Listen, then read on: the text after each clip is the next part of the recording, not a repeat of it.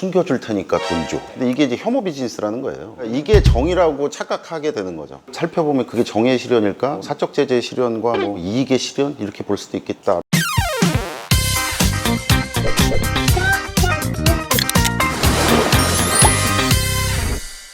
우리에게 꼭 필요한 국회 이야기를 상쾌하고 통쾌하게 풀어드립니다. 국회 상쾌? 통쾌! 안녕하십니까, 통쾌남 변호사 박지훈입니다. 안녕하세요. 상쾌한 아나운서 박하윤입니다. 최근에 유튜브 사이버 레카 논란으로 한창 시끌시끌했잖아요. 맞습니다. 지금 아직까지 여전히 현재 진행 중입니다. 네. 자, 오늘 유튜브에 대해서 얘기를 좀 나눠주실 서강대학교 신문방송학과 유현재 교수님 모셨습니다. 안녕하십니까? 반갑습니다. 예, 반갑습니다. 저는 서강대학교 신문방송학과에 있고요. 언론이나 미디어의 공익적 역할 뭐 이런 거 고민하고 있습니다. 그거 연구하고 있는 사람입니다. 언론이나 미디어 말씀하셨는데 네. 교수님도 유튜브 자주 즐겨 보십니까? 예, 엄청나게 보고 있고. 엄청나게 보신다고요? 뭐 전 직업이죠. 어렸을 때는 텔레비전 네. 봤는데 어머니가 뭐 너 그러다가 모델래 뭐 그랬는데 이렇게 됐죠. 혹시 즐겨보는 유튜브 있습니까? 일단은 흔치는 않은데 제가 나온 유튜브를 보고요. 본인 걸 보시는 거예요? 조회수 뭐 한 150회 돼서 그럼 이번 편 조회수 잘 부탁드릴게요. 부탁드리겠습니다. 뭐 최선을 다해보겠습니다. 상쾌 통쾌. 이제는 진짜 유튜브가 없는 삶을 생각할 수도 없을 것 같아요. 우리 교수님도 유튜브를 너무 많이 보신다고 그러니까요. 하니까요. 이게 언제부터 유튜브의 영향력이 이렇게 컸을까요? 2005년인가 이제 유튜브가 처음에 생겼죠. 네. 그런 다음에 구글에 합병되고 그런 다음에도 사실은 적자 좀 나다가 이제 본격적으로 된 게 한 2010년 정도 된 것 같아요. 그래서 그때부터 차츰차츰 아무도 저항을 할 수가 없는 어떤 그런 미디어가 돼버렸죠. 그러다가 이제 한국판이 나왔어요. 그래서 한국어 버전이 이렇게 나오기도 하고 막 이러면서 이제 파워풀하게 됐네요. 맞아요. 저는 근데 유튜브가 좋은 게 네. 누구나 올릴 수 있잖아요. 누구나 올릴 수 있고. 뭐 제 자신을 홍보하거나 뭐 기업이 무언가를 홍보할 때도 그냥 비용을 내지 않고도 내가 홍보도 찍어서 올리면 가능하고 되니까. 그런 점이 굉장히 좋더라고요. 맞습니다. 저는 근데 뉴스 같은 경우 예전에는 이제 뭐 TV도 보고 신문도 보고 했는데 이제는 뉴스도 무조건 유튜브 통해서 보거든요. 맞아요. 그만큼 딱 그거 보게 되는 것 같아요. 왜냐하면 어떤 이슈가 딱 터지면은 네. 잘 모를 때 유튜브 하나 보면은 전후 사정을 다 정리해서 다 알려주니까 알려줘요. 관련 영상도 나오고 다 설명해 주잖아요. 너무 편하더라고요. 네. 이게- 그만큼 언론 역할을 좀 하는 것 같아요, 유튜브. 그렇게 봐도 그렇죠. 되는 겁니까? 그래서 이제 그 한창 좀 논쟁이 됐던 게 유튜브가 이제 언론이냐 아니냐 뭐 이러는데 그냥 제 개인적인 생각으로는 그 논쟁 자체가 의미 없게 됐어요. 왜요? 이제는 현실적으로 이제 수용자 입장에서 보면 언론이죠. 그리고 이제 그런 조사들도 사실은 많고요. 사실 뭐 문제를 뭐 개방형으로 이렇게 준 다음에 뭐 어떤 언론을 자주 봅니까? 혹은 뭐 어떤 언론을 신뢰하십니까? 이렇게 되면 유튜브라고 얘기하는 경우 많아요. 법적으로 따지면 언론이냐 아니냐 이게 논쟁이 될 수 있지만 실질적으로 보면 사실은 뭐 뉴스를 생산하고 뉴스를 소비하고 뭐 뉴스를 다시 또 올리고 엄연하게 보면은 이제 언론의 역할을 하고 있는 건 사실인 거죠. 근데 문제가 언론의 역할을 하고 있는데 가짜 뉴스들이 등장한다는 거잖아요. 맞죠. 네. 지금 보면 워낙 불특정 다수가 자기가 올리고 싶은 거 다 올리거든요. 맞죠. 그러니까 좋은 점도 있지만 나쁜 점도 분명히 있는 것 같습니다. 그 순기능도 있고 역기능도 있는데 걱정이 되는 건 뭐냐면 대부분이 이제 그 자율 규제되고 이게 뭐 1초만 지나도 막 한 몇십만 개 올라가고 막 그러니까 그걸 하나하나 뭔가 체크를 다 해서 예. 그 진위를 파악하기는 좀 쉽지 않죠. 근데 그런 상황을 또 이용하는 사람들이 굉장히 많이 있잖아요. 네. 올린 다음에 형사사건으로 가는 것도 아니고 잘못됐다고 해도 또 법 얘기하니까 이 반짝반짝 하시는데 법 얘기. 이게 민사로 가고 또 명예훼손으로 가고 그러니까 이게 뭔가 타격감이나 아니면 아까 말씀하셨던 것처럼 가짜뉴스의 폐해 같은 건 굉장히 센데 법적 체계는 그렇게 탄탄하지 못한 것 같아요. 그러니까 그러면서 이제 역기능이 양산되는 거죠. 그 틈새를 이용해가지고 막 올리고 이러는데 그러면 교수님 보시기에는 콘텐츠를 만드는 사람이 잘 만들어야 됩니까? 아니면 보는 사람 입장에서 좋은 거, 알찬 거만 봐야 됩니까? 누구 책임이 크다고 봐야 돼요?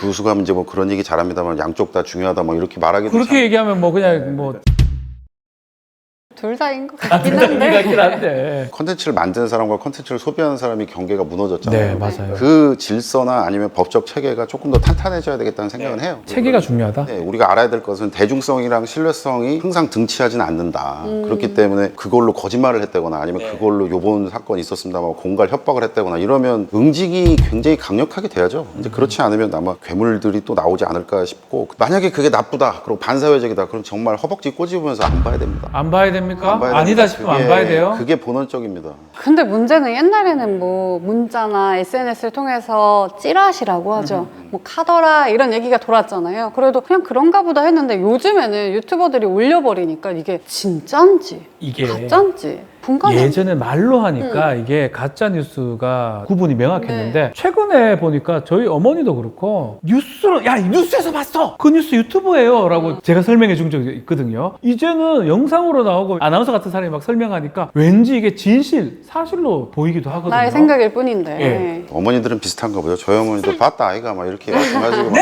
다 봤다. 내 다 봤다. 뭐 모르면 그런 말 하지 마라. 이게 참 무서운 게 동영상 플랫폼인 것 같아요. 그러니까 말로도 하고 영상으로도 하고, 그리고 안타까운 것은 이게 짜집기를 해가지고 어떤 게 사실인지 이렇게 섞었는지 몰라요. 알 수가 없어요. 막 교묘하게 섞는 경우도 어쩌면 있고요. 그 사람들은 그걸 중요하게 생각하지 않을 수도 있어요. 그러다 보니까 저를 포함해서 수용자들은 그거에 익숙하니까 이게 또 확증 편향이란 말 있잖아요. 내가 믿고 싶은 대로 믿는데 여기서 이걸 이렇게 막 말을 해줬어. 해주네. 그러면 효용성이 확 올라가요. 네. 그러니까 최근에 유튜브의 인기와 관련돼서 저희 쪽에서 얘기하는 건 효용성이 높다. 효용성이 높다. 예, 효용성이 높다라고 얘기를 하죠.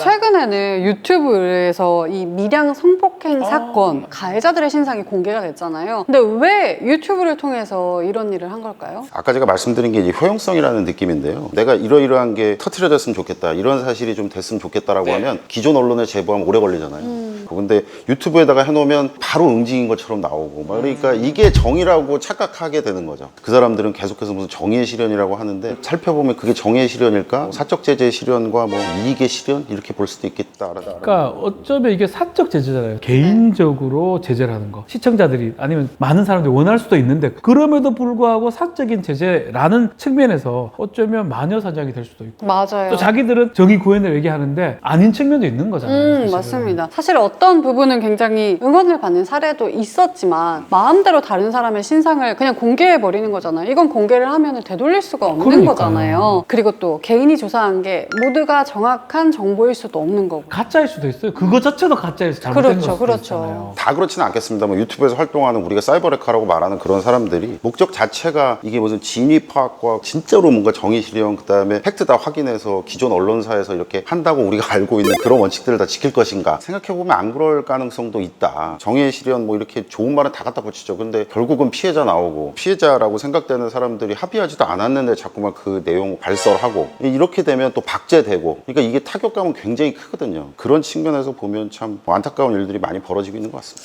지금 말씀하셨던 사이버 레카인데요. 최근에 사이버 레카가 엄청 많아진 것 같아요. 처음에는 어떤 사실 아니면 어떤 뉴스에 대해서 그날 보도하는 게 사이버 레카였다면 지금 상황을 보면 별의별 사이버 레카가 나와서 지들이 사적 제재도 하고 정의 맞아. 구현도 하고 막 별의별 유튜버들이 좀 많이 늘어난 느낌이 들어요. 맞아요. 저만 그런가요? 확실히 늘어난 느낌. 참교육을 해야 되겠다. 참교육 콘텐츠 같은 게 많은 것 같아요. 저는 사실 개인적으로는 참교육 이런 말 안 했으면 좋겠다는 생각. 그러니까 이게 약간 레이블링 효과라는 건데 이게 우리가 이제 뭐 마약김밥 이런 말 쓰지 말자고 얘기하는 거랑 비슷한 논리인 것 같아요. 근데 그 사람들은 어찌 보면은 약간 비즈니스 모델을 개발한 거거든요. 근데 이게 이제 혐오 비즈니스라는 거예요. 초기에 사이버 레카는 내가 이런 걸 알아. 그리고 내가 조금 더 빨리 가서 이런 걸 했어. 라고 해서 그걸 터트리고 보여주고 뭔가 수익 창출을 하고 그랬어요. 지금은 어떤 사실 알아. 그럼 그걸 내가 숨겨줄 테니까 돈 줘.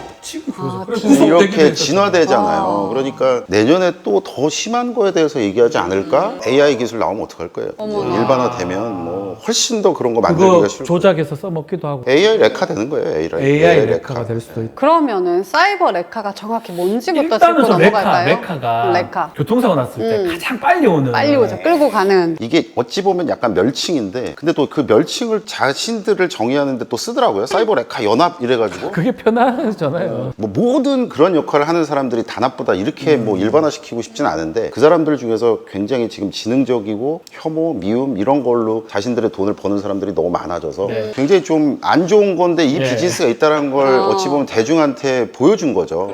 그런 사이버 레카를 구별할 수 있는 기준이 있을까요? 저는 아까 말씀드렸던 것처럼 진실과 관련된 관심도 없는 사람들이다. 우리가 자세히 보면 오로지 돈 버는 게 거의 뭐 90%가 넘는 사람들 보면 조금 의심해야 되지 않을까요? 그러니까 저도 아까 제가 수용자의 한 사람이라고 얘기를 했습니다만은 그 사람들이 크게 만든 게 누굴까요? 우리예요. 클릭한 네, 우리죠. 클릭한 우리예요. 저도 많이 클릭했어요. 아, 그렇습니까? 그럼 너무나 박지원도 많이. 추가. 저도 많이 클릭했어요. 뭐 이렇게 되는 건데 그런 걸 생각을 해보면 분별해서 아 내가 이걸 하는 행위 자체가 이 사람들을 돕는구나라는 건 인지하지 못하거든요. 내가 그냥 보는 건데 뭘 나만 보냐 여기 뭐 수십만씩 있는데 라고 하는데 사실은 그게 아니라 내가 그 사람들 조금씩이지만 돈 다 주는 거예요. 어머. 그러니까 괴물을 키우는 거죠 한마디로. 이런 사이버 레카 피해가 많나요? 어마어마하죠. 어마어마하죠. 이게 안타까운 건 뭐냐면 옛날에는 유명인만 그랬어요. 소위 말해서 그 사람들이 괴롭혀야지만 돈이 됐을 거 아니에요. 지금은 일반인과 유명인이 별로 경계가 없어졌어요. 그러니까 알려지기만 하면 일반인이지만 유명인에 준해질 수도 있잖아요. 그 사람들을 공격해요. 이제는 일반인까지 확대해가지고 전부 다 돈이 되는, 그러니까 그 사람들 보면 전부 다 돈으로 보이겠죠. 어떤 예가 있을까요? 그 아이돌 멤버 계속해서 공격했죠. 사실도 아닌데 계속해서 명예훼손을 하니까 소속사가 한번 갈 때까지 가보자 그렇게 한 거예요. 일반인 같은 경우에는 그거를 받아치지 못했을 거예요.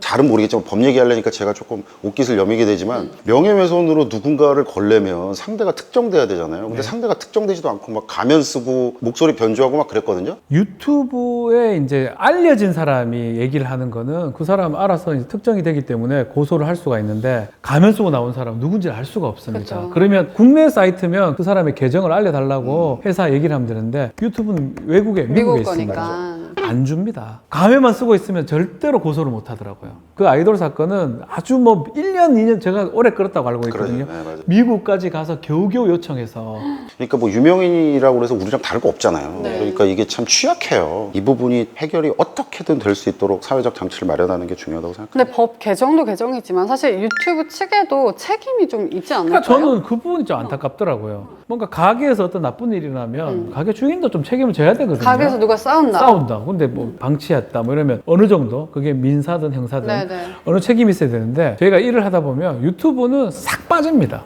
너희들 알아서 해라. 너가 내가 했잖아. 왜? 나 이 사람 누군지도 안 알려줄 거야. 왜냐면 계정에 대한 정보를 갖고 있음에도 불구하고 안 알려주거든요. 저도 그게 참 답답했어요. 유튜브의 태생부터 생각해보면 첫 번째가 그들은 기업이에요. 그러니까 명분과 관련돼서 뭐 국가가 국가 이래서 명분을 얘기를 해봐야 그 사람들에겐 이익 실현이 가장 중요한 기업이란 말이죠. 근데 유튜브라는 게 튜브도 영국 가면 지하철을 튜브라고 부르거든요. 예. 근데 그 얘기는 우리는 플랫폼이야 라는 얘기예요. 플랫폼 기업에게 유통되는 콘텐츠에 대한 책임을 어디까지 물어야 할 것인가.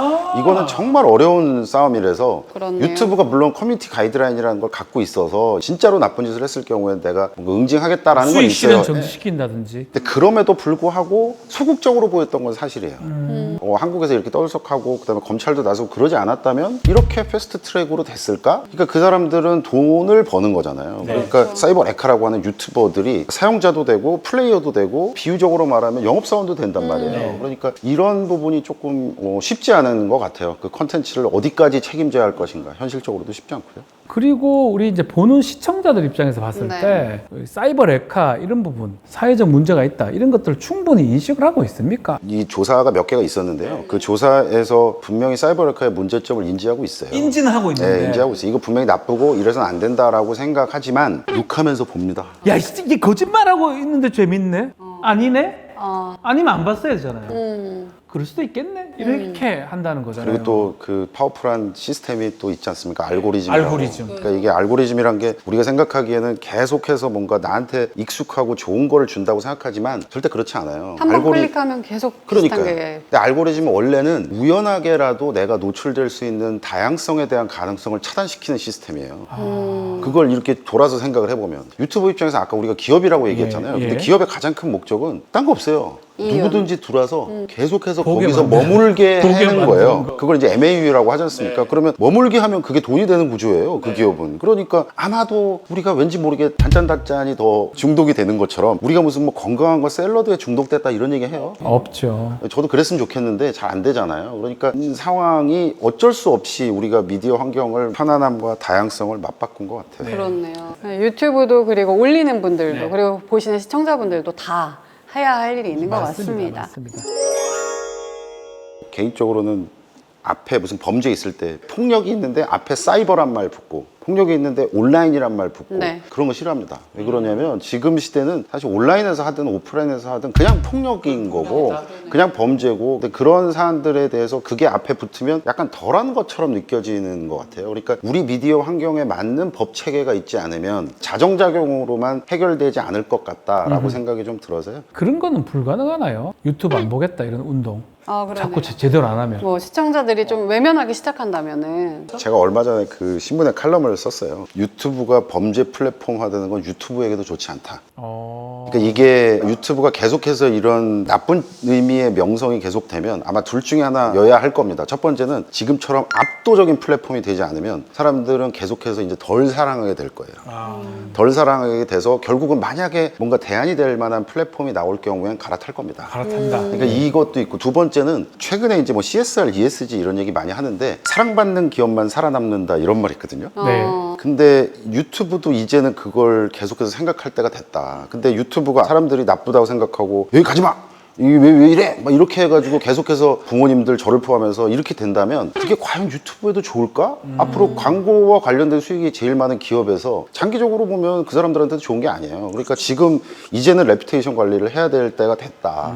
또 한국에서 돈을 얼마나 벌어갑니까? 많이 이런 벌어갑니다. 부분에서 한번 챙겨야 되지 않을까라는 생각이 듭니다. 유튜브라는 플랫폼 자체가 지금 교수님 말씀 들어보면 워낙 방대하고 워낙 크고 영향이 크잖아요. 이 유튜브가 이 플랫폼이 바람직하게 갈 방향, 교수님 보시기에는 어떤 방향이 있을까요? 아까 좀 무책임하긴 합니다만은 컨텐츠에 대한 공급자에 대한 책임도 아주 현실화시켜서 어떠한 게 위배됐을 경우에 한국에서는 더 이상 참을 수 없어. 그러니까 제로 톨러런스가 되는 거죠. 얼마 전에 보니까 아마 입법 발의도 됐다라고 하던데 이제 네. 찌양법 막 이렇게 얘기하잖아요. 예, 예, 근데 예. 그게 무슨 유튜브법이 됐든 찌양법이 됐든 좋다 이겁니다. 근데 우리나라에만 있는 법체계, 우리나라에만 있는 어찌들이 빨리 개발이 돼야 되겠다. 그냥 현실세가 똑같이 이 유튜브나 인터넷에 일어나는 일들을 적용해서 처벌도 가능하고 제한할 수 있는 그런 것들이 좀 필요하다고 맞아요. 보시는 거군요. 그렇지 않으면 앞으로 계속해서 이 얘기를 하고 있을 거고요. 네, 오늘 교수님과 함께 사이버 레카에 대해서 이야기를 나눠보니까 표현의 자유를 막을 수는 없지만 이걸 어디까지 규제를 해야 하고 또 어디까지 인정을 해줘야 하는지 저희가 고민을 해봐야 할 것 같습니다. 네, 우리 숙제가 아닌가 생각이 드는데요. 네. 자, 오늘 많은 이야기를 좀 해주신 유현재 교수님